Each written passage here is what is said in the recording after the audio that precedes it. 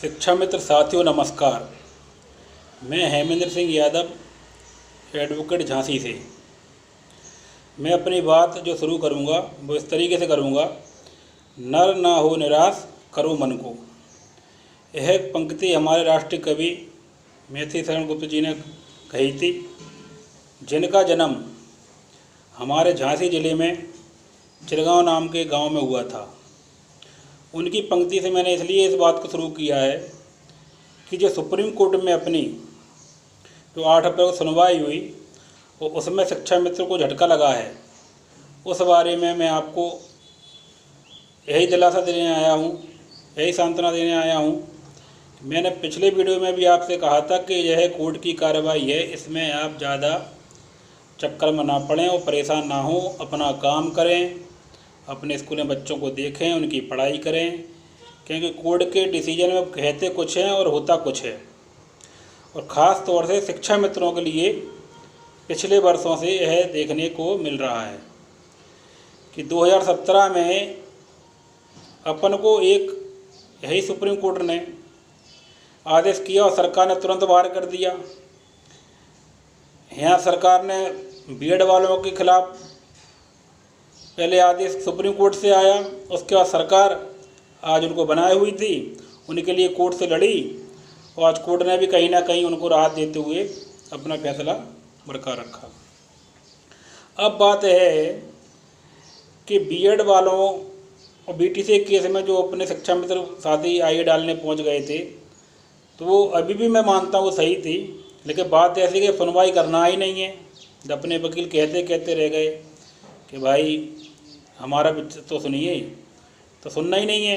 अब पहले ही से मन बना के आए, पहले ही से बोल रहे हैं शिक्षा मित्र अभी है, अब उसी से समझ लो। इसीलिए मैंने उस दिन भी कहा था कि भाई इस बात से मैं ज़्यादा इत्तेफाक नहीं रखता हूँ। सुप्रीम कोर्ट कहता कुछ है, करता कुछ है, सरकार कहती कुछ है, करती कुछ है। अब किस तथ्य के आधार पर, किस धारा 142 के आधार पर उन्होंने अपना अधिकार का उपयोग किया है, ये सुप्रीम कोर्ट ही बेहतर जान सकता है। मैं तो सिर्फ इतना जानता हूँ कि शिक्षा मित्रों के साथ एक बार फिरकी से सरकार के बाद अब सुप्रीम कोर्ट से भी निराशा हाथ लगी है। तो इसीलिए मैंने अपनी बात यहाँ से कहते हुए शुरू की है कि आप लोग निराश मत होइए। निराश की बात है लेकिन फिर भी मत होइए, क्योंकि देखो उससे कोई फ़ायदा होने वाला नहीं है। अब चुनाव हो जाने दो, सरकार के साथ दो, सरकार के साथ रहो, सरकार का विरोध नहीं करो, जो आपके मन में है वो करो। किसी भी तरीके से आप लोग ऐसा ना करें कि कल के दिन हम सरकार के सामने खड़े होने में फिर शर्मिंदा हों। इसलिए सभी साथी अपना ध्यान रखें और जो चुनाव ख़त्म होने के बाद हमारा संगठन दोबारा सरकार के लिए लगेगा, अपना प्रस्ताव बन के तैयार है, उसमें लगेगा। लेकिन जो बीएड को अपन सोच रहे थे कि बीएड को अगर जो बाहर करते हैं, जबकि शिक्षा में तो ये नहीं चाह रहा कि बीएड बाहर हो, शिक्षा में ये चाह रहा था बीएड के लिए कोई ऐसा रास्ता निकालें, उस रास्ते के सहारे से अपने लिए भी कुछ काम हो जाए। भाई उनको ब्रिज कोर्स कराने वाली बात थी तो ब्रिज कोर्स उनको करा देते, हमको भी कह देते भाई आप भी टीईटी का अवसर दिया जाता, जिनने कर लिया वो ठीक है और जिनने नहीं कर पाए उनको विभागीय टीईटी करा देते। कुछ रास्ता इस तरीके से निकल आता, या सरकार को आदेश वेतन बढ़ाने का दे देते कि भाई 10,000 रुपये में कुछ नहीं हो रहा, भाई इनका 30,000 40,000 रुपये कर दो। कुछ इस तरीके का हो जाता, तो उस वजह से अपन लोग वहाँ पर गए थे। लेकिन कहीं ना कहीं सुप्रीम कोर्ट ने वही अपना आदेश, एक कोर्ट से आता है कि 11 अगस्त के बाद ऐसा, लेकिन अब वो 11 अगस्त के बाद कह रहे हैं कि 11 अगस्त के पहले जो लग गए हैं वो सब मान्य हैं, बाकी सब कोर्ट के हिसाब से देखा जाएगा। तो उस विषय पे अब क्या कर सकते हैं भाई, प्रयास ही किया जा सकता है। अब इसमें निराश हो जाओ, परेशान रहो, कोई फ़ायदा नहीं। इसलिए पहले ही मैंने बताया था कि आप लोग शिक्षा मित्र जितने भी साथी हैं अपना सिर्फ आर्थिक रूप से सहयोग कर दें, संगठन का नैतिक रूप से संगठन कर दें, उत्साहवर्धन कर दें, नेगेटिव बातें ना करें। लेकिन वैसे कोर्ट को उसमें ध्यान ज़्यादा ना दें कि भाई क्या हो रहा है क्या नहीं हो रहा। ये तो एक चांस लिया गया था, एक चांस लिया गया था कि इस चांस में हो सकता है कुछ हो जाए, लेकिन नहीं हुआ तो कोई बात नहीं है। पहले से अपना दुर्भाग्य चला आ रहा है, एक बार दुर्भाग्य ने फिर साथ दे दिया कि भाई दुर्भाग्य ही है अपना कहीं से भी कोई ना सरकार से कुछ हो पा रहा है 7 साल में, ना कोर्ट से कोई हल निकल रहा है। सुप्रीम कोर्ट ने बीएड वालों के लिए रास्ता ऐसा निकाला कि अब शिक्षा मित्र भी नहीं कह पा रहे कि भाई उनके लिए ऐसा निकाल हमारे लिए कर दो। अब उसके बाद अगर शिक्षा मित्र फिर भी अगर संगठन की क्या रणनीति है, आगे क्या सोचते हैं, कोर्ट के तो रास्ते बनते हैं, बिगड़ते हैं और फिर बन जाते हैं।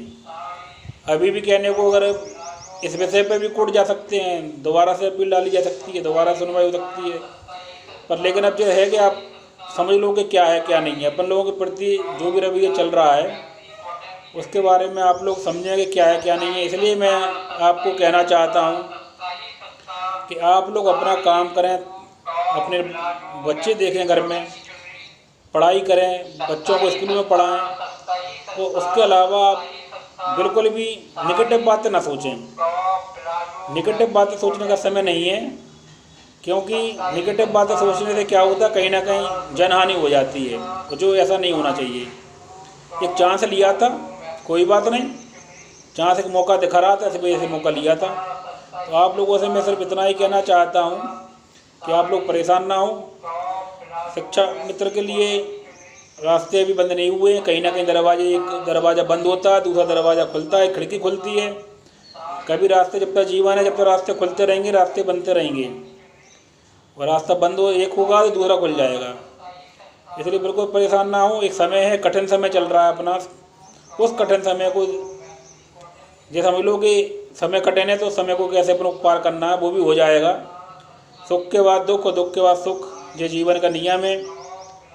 श्री भगवान कृष्ण जी ने भी कहा है, परिवर्तन संसार का नियम है, कभी ना कभी दिन अपने अच्छे आएंगे। आप लोग बिल्कुल नेगेटिव ना हो, परेशान ना हो।